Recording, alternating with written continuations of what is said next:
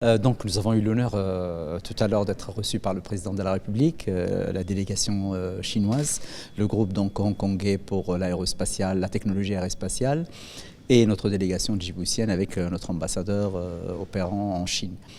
Nous lui avons donc présenté ce projet. Ce projet, vous avez posé une question très intéressante. Pourquoi au Wok? On vous a répondu que c'était la localisation, à côté de l'Équateur. Il n'y a pas d'énormes risques, il y a la mer en face. Et des infrastructures sont déjà existantes. L'autre élément important, c'est que Djibouti a déjà une petite aventure dans le satellite, comme vous le savez, avec la formation de nos 10 ingénieurs, et puis une loi sur le satellite qui permet de réglementer.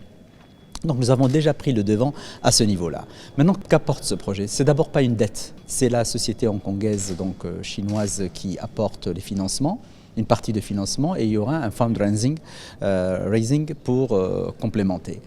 Le projet, comme il vous a été dit ce matin, tourne autour, dans un premier temps, autour de $1 milliard. Le contrat donc va nous parvenir au mois de février. Nous comptons donc remettre à la signature mars-avril. Et les premiers travaux vont commencer en fin 2023 pour finaliser la première rampe. Il y aura 7 rampes de lancement et 4 décès. La première rampe sera finalisée en 2024, Inch'Allah. Quelles sont leurs retombées? Très bonne question, parce que le tout, c'est pas de s'inscrire uniquement dans ce projet. C'est d'abord placer Djibouti à l'international.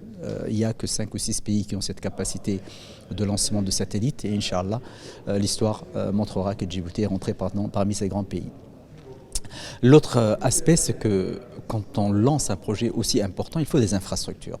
Donc améliorer le port, les capacités du port de Bok, parce qu'il y a beaucoup d'équipements qui vont arriver et des bateaux de plus grande importance, mais également la logistique. Donc les routes qui vont approvisionner entre le port et la rampe de lancement, et le port de lancement, on va l'appeler lors de lancement de satellites, et donc toutes les infrastructures qui seront nécessaires. Mais c'est également un projet qui s'appelle construire, opérer et transférer. Transférer, bien sûr, une fois que dans un certain nombre d'années sur lequel on va se convenir, mais pour rendre, je dirais, durable ce projet, pour que les Djiboutiens, Inch'Allah, dans les années à venir, s'approprient.